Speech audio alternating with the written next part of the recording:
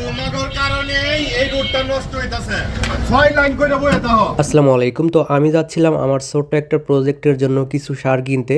বাসা থেকে বের হয়ে অটোতে জাস্ট কিছুক্ষণ জার্নি করলাম, তারপরে গাইস একদম লম্বা জ্যাম। গাইস আগে বসে থাকতাম হাইওয়ে রোডে ট্রাফিক জ্যামে, আর এখন বসে থাকতে হয় ছোটোখাটো লোকাল রোডে অটোর জ্যামে। কি আর বলবো, রাস্তায় যাত্রীর চেয়ে এখন অটো হয়ে গেছে অনেক বেশি। আর আমাদের বাংলাদেশের কথা কি আর বলবো গাইস, বিবেক বুদ্ধি তো নাই বললেই চলে।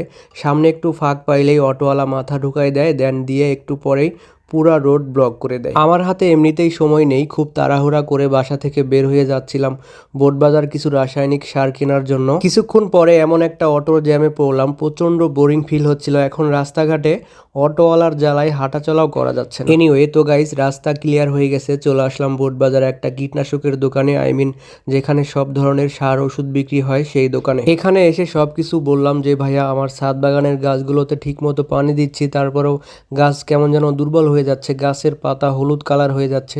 এই সব কিছু শেয়ার করলাম। দেন দোকানদার ভাই আমাকে এই পাউডারটা সাজেস্ট করলো। এই পাউডারটা গাছের জন্য খুবই উপকার। দাম তেমন একটা বেশি ছিল না, মাত্র 170 থেকে 80 টাকা মেবি।